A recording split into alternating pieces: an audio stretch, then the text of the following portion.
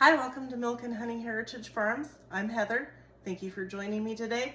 And in the video, you're gonna see me working on some tomato product. And what I am doing is making homemade ketchup. And I use the Ball Blue Book recipe in there, and I'd have to say it tastes pretty good. So what I'm going to do is I'm gonna ladle, it's finished now, I'm gonna ladle it into the jars of my choice. I'm gonna use these wide mouth jars. I don't wanna use very big ones because we don't eat a whole lot of ketchup, but I'd prefer to have my own made ketchup instead of store-bought ketchup since, you know, I did that. It tastes pretty good. This ketchup can be Waterbath canned, and so you'll want to wash your jars in hot water, hot soapy water, rinse well, and make sure there's no nicks or cracks anywhere on your jar. And then you'll use a funnel, one of these, and funnel in until you get 1/2 inch to the top of the rim. That's what it says in the book. And then I'm gonna water bath can it for 10 minutes. The water should be 1 inch over the top of your lid, and a good way to know is the first bend in your index finger is about 1 inch. So that's what I'm gonna do. And then once the water bath canner's water in there starts boiling, then I'll set my timer for 10 minutes, and that's how long I need to process those in the water bath canner. And I'll turn it off, let them set until it's cool.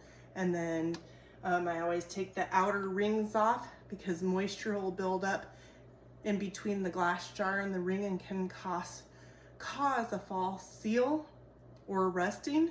So you'll want to take these off, and you'll just have the brand new lid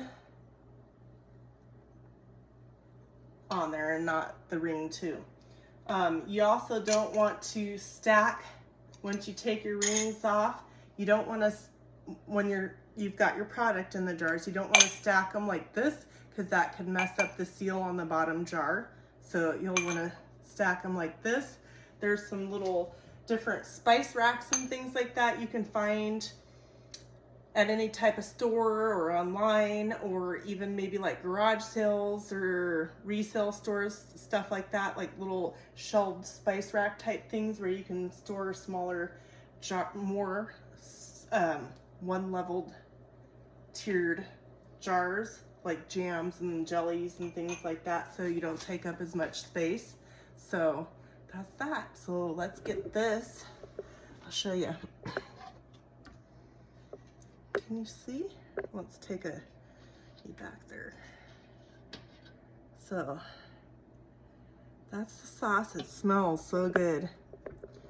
And I'll tell you, all day yesterday while I was doing this, I was feeling like I kept getting whiffs of myself smelling like ketchup. And I kept smelling my clothes, and I did not smell it on myself, but I just kept getting these little whiffs, and I'm like, I guess ketchup's not too bad of a thing to want to smell like. So anyways, so you're gonna ladle this in. You're gonna want to de-bubble it. So a 1/2 inch headspace. I may have gotten too much in here, we will say. No, that looks good. And then when you get your product to the right level of the jar that needs to be called for in the recipe, you're gonna take a napkin or a cloth, and I use vinegar. It helps break down anything. You wanna make sure that rim is very clean, so that way when you put your new lid on, it's gonna get a nice proper seal. And then this is a little magnet. And when you put your ring on, you're just gonna do it, hold on, get it level. I'm holding it, so it's a little more difficult. Just finger tight, don't crank on it.